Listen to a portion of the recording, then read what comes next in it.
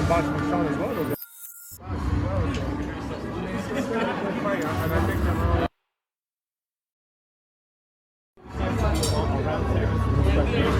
Oh yeah, I was like Shakur, so I was playing on Terrence a lot. When I was in my team, he was starting this game at the time. So, I've been seeing him work. He's doing a lot of great work. Again, he was strong already then. This is like a month ago, so I know, I've been checking in with him to get the best. I know he's been doing that. Jamal here. Talk to us about the two camps. These are two camps that are known for Spartan-like training. So it's basically hard training versus hard training. What do you think will be the difference in about? I think it's all about the good. They both have the heart of champions. They both know to the line. They both are fighting for legacy. And like I said, Sean is a fighter that just here to beat you. Sean wants to understand his blood wants to his name well known in the division. This competition, whatever, and right now I think it's the biggest name on paper at least in the welterweight division. So I think, it all comes down to who's going to bring the A game and keep that same, mindset. I mean, yeah, Bud has a lot of different dynamics, but like I said, Sean's a dog. If you slack, it's a bit, he can take it right at you. So, but yeah, of course, Bud has the skill, the edge and skill because he can box, he's a switch hitter. He can brawl, he has power on both hands. So, is it a good idea to come directly at Terrence Crawford? It looks like, for all intents and purposes, that's what we might get early in the fight. I mean, that's just Sean, man. That's just Sean. Sean, he's gonna touch your heart. He's gonna touch, he's gonna touch your mind, your mental strength. So, I think Sean, like you said, he's trying. Don't be private. He comes out boxing, but it's gonna be times where he gets the next gear. And he goes to Sean Porter that we all know. Talk to us about the counter punching of Terrence Crawford and how that made like a difference in the bout. Man, that makes a huge difference. Bud is a better confidence than what most people that time. So the way how he finishes fight. But he definitely, man, he's sharp. And like I said, he got one shot, like he did right there. You talked about one shot. How much power does Bud have in his right hand? I mean, listen, I'm sparring Bud, I'll be like this, man. Like, this time I got hit with both hands, I'm like, yo, what are you? You right-handed or left-handed? It's like, equal power, yeah. It feels equally in both hands. I'm like, yeah. He's like, no, I'm naturally right-handed. But, like, you see him fight southpaw a lot, so you think he's a lefty. But the left is just as hard. Yeah, that's how strong he is in both hands. How do a you? little better as a southpaw, though. I think he has a good in both. Like, I think he's down because of the years.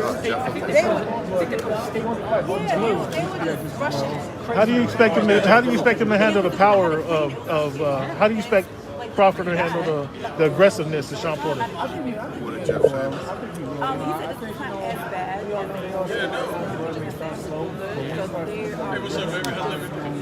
He's gonna turn him and everything. It's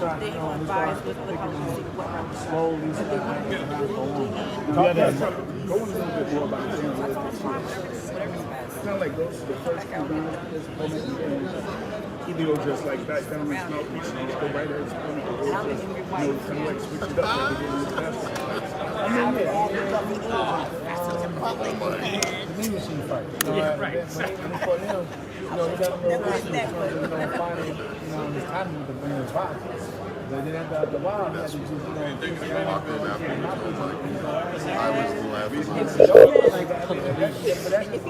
No, she was like. And plan A doesn't work, you have to go to plan B. So that, but like, Hey champ, can Bud stop it? He has equal power, so. I'm not going to stop. I think, like I said again, he has so many tools and power in his hands. I believe he can stop anybody. This will definitely catapult him even more. Yeah, exactly. I mean, if he does that, He'll be the first ever. Big time. What's going on, Carmen? Jamel, man. Who do you think is Canelo moving up to fight McAvoy? I'm not mad. I seen him under a lot of heat. Don't get me wrong. We all want to see him fight Charlo, Benavidez. I'm not mad at that, but I think right now, Canelo's just shooting for his legacy while he can, while he's still in his prime. Yeah. He's trying to collect as many. You know, I think he said he'll do the first. Mexican to be a 5 division. He's good for boxing. Let him go do that. Do his thing. I don't think he's going to stay at cruiser. Right, he's gonna come back down. You ever see McAvoy fight? Yes, he's a fight. What do you think? He's a good fighter. But like I said, it's hard to beat against Canelo. Right. Canelo, you can fight Usyk, I'm still going to Canelo. Do you think it's one of those? Do you think it's one of those like right time and right opponent kind of thing? Like a lot of people.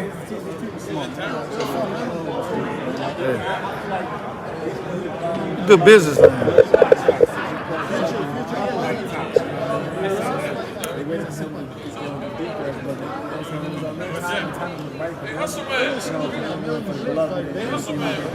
feel like it's the same way. There's a method to the madness. Pretty much. All they're just doing is what I'm doing. You know, Right. Of course, you want to create your own legacy and make history, but it's all about time. It's gonna be like Roy and Louise. Yeah. Outside that. Tim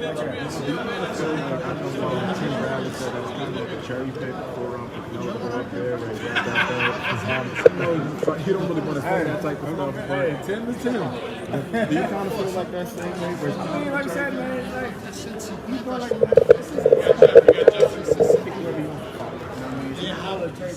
Teddy Atlas had a lot to say about that. it's up to, that man to prove that you're wrong, that, Canelo would have been good. Well, yeah, you can call it whatever you want to call it, but people want to do it regardless. Those guys, going to go up in weight again, whatever. But like I said, I wouldn't mind seeing them fight the Google, the Charlo. Bevel. There's a lot of good fights you can make, but like I said, when you're the man, hey, we said much, when TVE was doing it, so like I don't have Well, they did have a lot to say. I mean, they did, but Floyd did what he wanted to do. Right. Floyd, He was in control. Yeah. Same goes to Canelo. Canelo's not thinking about no one else but he was right for him, and he's going to do what he do. Jamel, why do you think people aren't saying? Like you said, people got a lot to say. Because there's a lot of fights for him to make at 68 and 75. Well, why do you feel like they're not saying let's fight each other? Because Canelo became champion and became undisputed in 11 months. I think a lot of reasons. There's a lot of good reasons. One starters, if you want to beat a man, you got to beat him. Right. Two, he's bringing the money. You know what I mean? Caleb, my man, 10 mil. Nice. You know what I mean? Semper's in the battle. So, of course, he said, boxing, But I go back. the prize fighting first. So, of course, like the first thing, he going for the prize. Yeah. Whatever. There's a lot of reasons why the guys, you got to think about it. Thank you, Bernie. I'm good. Appreciate it. Fighters today, we all see, not even just with Canelo's or weight class, you see lightweight and so fighters today, they feel like you take a bit of a risk fighting this top fighter or whatever, it's going to knock their value down if they don't come out on the top. So instead, some fighters, they'd rather just Protect their own. and get that big big fight, and then whatever happens there, okay, well, I'll take an L, whatever, but in the end, the risk is worth the reward. Right. Exactly, you're set. So like High reward. Like I know my man Kelly pulled me back, but if he wanted to walk away, He got he's nothing. cool. Yeah. He's cool. So like he took a big risk and didn't pay off, but at the end of the day, It did pay off. it did pay off. He took care of his family. Right. Do you agree with that? Do you agree with that philosophy? Listen, I'm fighting anybody. Y'all should know that by now. Like me, I'm not. Simplify, baby. I love, me. Like when I see my man Dan Rayfield in the back, like I have that old school like mentality. Like I grew up watching film of the guys in the 80s and even the 90s and so on. Like I love school. Like me and school, like I said, we were good, on good terms. We stick together every day. But no one else was going to go and fight him. I didn't have to fight him. I could have been that guy to be like, well, I'm going to take my WBO token, chip it in, and move up to lightweight, and then see what happens. I'm all about, saying my own name. I took the risk, didn't pay off. Yeah, I see me. I didn't hire face. I didn't make no excuses. I didn't come with I had the listen, he's the better man.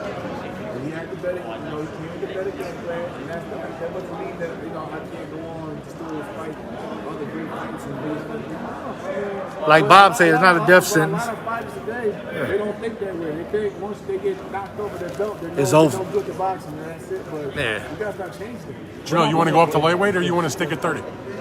Me, Because you mentioned about you could have gone up if you wanted to. I spoke to Carmen already earlier today, and I have options still at junior lightweight, but they also give me options also at lightweight. So I'm good. I'm at peace. I mean, that's the beauty of it. If it's a fight that's of interest, whichever weight class you would take it, because they got a lot of guys on both weights. Any fight that brings value. I'm there, then. That's just me. So you see me, I don't go home. I don't sit in the basement putting on crazy weight. And no, I mean, I'm happy. I'm good. I congratulate Shakur. I wish him well. I hope he represents the division well. But I just got ranked in the top 5 of the DC at junior lightweight.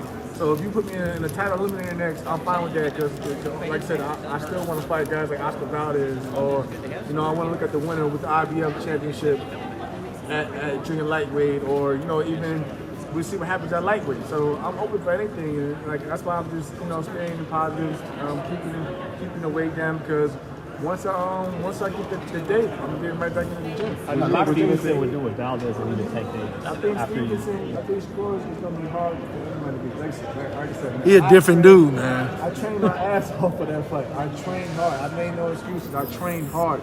I know how big of a fight that was going to be, and my best that night just wasn't enough. That's how good he is. Like he even said it like when I pushed, he pushed, and then so on. It was like every time I think this guy would slow down, he had an answer for everything. So I think but I think like I said, Tank is doing great, man. Tank is hard to beat because he can box also. Yeah. People forget he's more than just a big puncher. Yeah. They underestimate his boxing. I think Tank is sure will be. I think that'll be the fight. That'll be the fight. Super fight. Well, lightweight, obviously, because Tank is not coming down, but that'll be the fight in the future. Who wins out of Shakur and Chris Colbert? I know that they talked a couple days ago about fighting. Chris Colbert. Chris is a good fighter, but we have yet to see that fight that really makes him stand out. Of course we know he's talented, but right now, at 130, Shakur's fine. But could it kind of say the same thing about Clemson? Yeah, we can say that, but we've seen time and time the talent is definitely there. And it's I've known him since he was a kid. I know what this kid can do. You know what I mean? But I'm not gonna argue. You're right. Like I said, we do want to see him in those fights. You know what I mean? We do want to see him prove that he has the capabilities and talents. But I think all the time, he's gonna have this respect to really fight these guys that we're all kind of right now. Jamel, let me have you go back. You just talked about kind of doing Shakur a solid and fighting him because nobody else wanted to. You definitely didn't have to give him the respect and the opportunity to take your belt from you. Talk to me about the respect shown with signing with guys, knowing that it's a dangerous fight to make sure they further their own careers. I look at things that they do in MMA. These guys they fight. Okay, take an L, but they come right back and fight. Another big fight. Yeah. That's my man right now. Honestly, like I just pointed out. You know what I mean? So even I was looking at Shakur, I was looking at take the risk, man. Ain't nothing wrong with taking the risk. No one's gonna not want to take the risk. Maybe now you can not fighting people. Fight the best to be the best. Exactly. So I'm like, take the risk. I'm like I knew I'm against, but I wanted to be great. I still want to be great. That's why I told myself, not that I went home, relax. So I can't go out like that. Yeah. Let me just enjoy time with the family, but I'm gonna come right back. I'm gonna prove why I was a world champion. I'm gonna prove why I'm a champion in life. Come right back. Come right back. That's how champions do, right? There's nothing wrong with that. So that's just how I am. You just talked about risk. Let's go back to what you were just talking about. How much risk, and I think this is the thing that folks are talking about, how much risk is associated with a guy like Canelo Alvarez going up to fight an unheralded WBC cruiserweight champion as my boxer? Who's the risk for? Who's the risk for?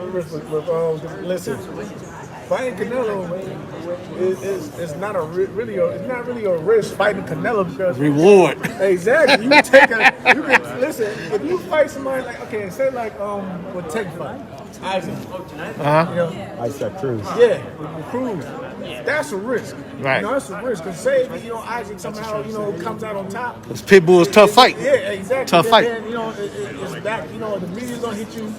Right. Everything's gonna come down crashing in you. So those like fights like that, those are the risks that you be like, they're dangerous.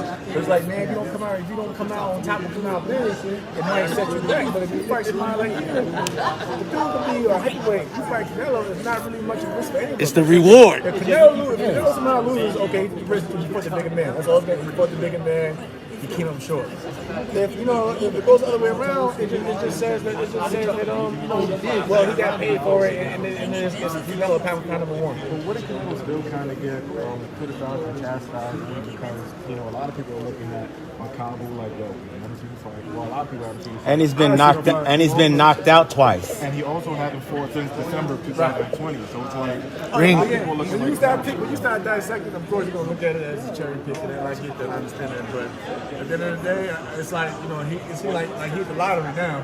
Yeah, you know what I mean? But Canelo fought 4 times in 2021. You know what I mean? He's been busy. He's been busy as hell. So it's like, how do you? But I understand the logic of that. But like I said, like Canelo, I just said like he fought, he cleaned out his respect. He cleaned out his division.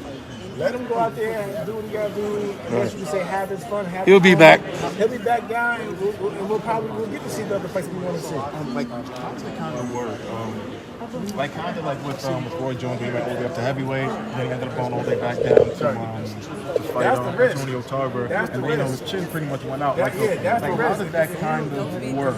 That's why it's great that we have like more nutritionists and like strength coaches in boxing now because the risk was Roy when he came back down, he was cutting muscle. That hurts more than just cutting weight. So that's what hurt him more. If you like I said, he was never when he came back down. Even in that first Tarver fight, you can tell that he depleted himself so much in his body that he couldn't withstand the damage. He cut up too much muscle. Semper right there, it was down. So that's what the thing is to look out for this fight. How Canelo. Okay, when he shoots back up, how does he come down? Does he come back down? Does he drastically come back down, or does he work his way back down? Tricking your body is not good. It's not good. What is it that the weight cut does to your punch resistance? What is it exactly what does the weight cut do to your punch resistance? If you're losing more fluid in terms of like draining all the water in your body, you're losing a lot of fluid from the brain. That's why you see injuries in the past where fighters get clipped and they have these head injuries or sadly they're losing their lives. So that's the risk of having these bad weight cuts and grasping. There's a proper way. So I know it sounds a little bit crazy, but does it kind of make sense for Canelo to kind of stay at cruiserweight? I mean, I think he shoots back down and like at least come down 75. And then, because you know what he's going to do. If he comes at 75 and he feels like he's coming down, he's not going to fully go down. He's going to probably make time, or he might catch you at a catch weight. But He's smart. He calls his own shots now. Yeah. That's just the belly of the beast. And the people around him accommodate I see him. him fight those guys, but I feel like he might have catch him on the catch weight after the cruiserweight fight. But let me ask you, does it kind of take away from his legacy a little bit because he's been the king not only in the ring, but he's been very crude and shrewd contractually with rehydration clauses, catch weight. When you start adding on those things, of course it's gonna get criticized. But when you look back down, Weight bully. But when you look back down on those things, 15 years later, let's be honest, people from stop at 10. If we really like boxing historians like us, we'll be like, well, this fight, this happened. That. But like, we would look back on the resumes and they'd be like, well, Ellen was this, he was great. I mean, like I said, I've been a fan since I was a kid. Like, Chavez Senior. Yeah, Chavez Senior. No weight clauses, no hydration clauses. But when they started dissecting all the opponents, on his way to 100 wins and everything, that's when like you see people now started criticizing him. But back then, it was no wrong. Even now they'll still turn a block. They'll still turn away from all the like what they say, cab guys and things like that. You know what I'm saying? They always look back on at least the championship fights, the names he was fighting, and you know, and like I said, the number.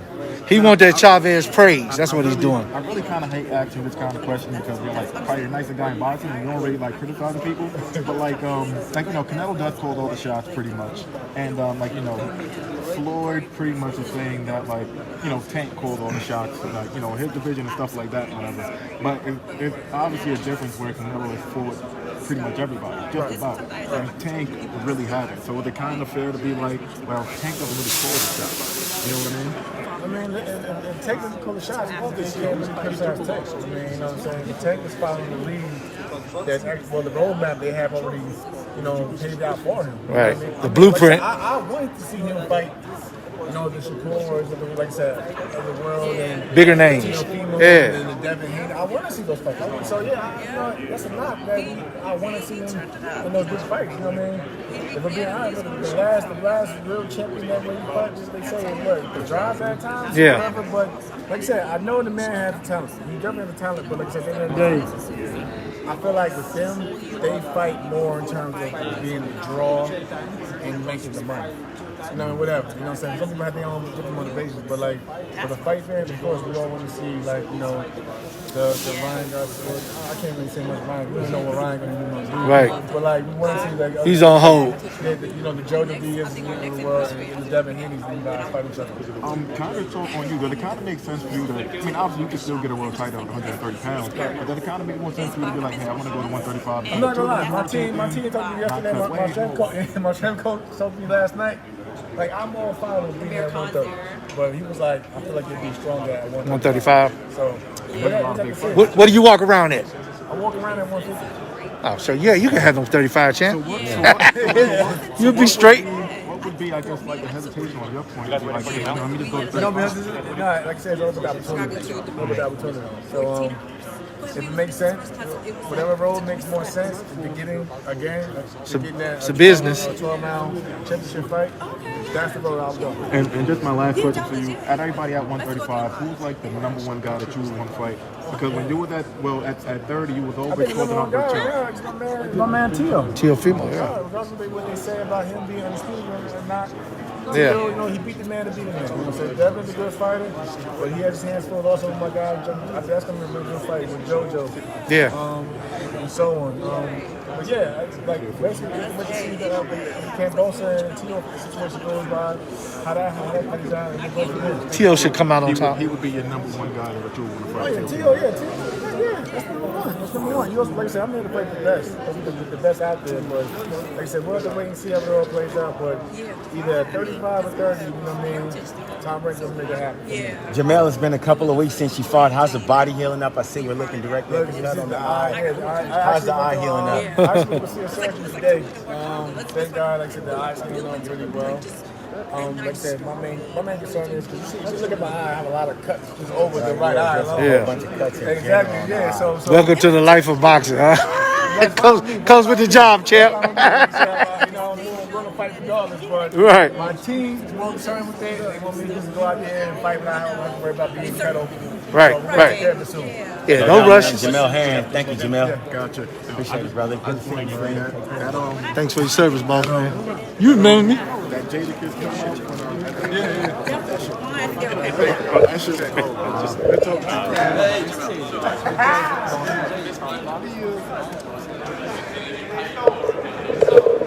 See what else is out. Everybody done cleared the room. That was a former world champion, Jamal Herring, top-ranked fighter, stand-up dude. Actually, a former Marine as well. So, yeah. This is my man. This is my man D. Derek Harmon, former life.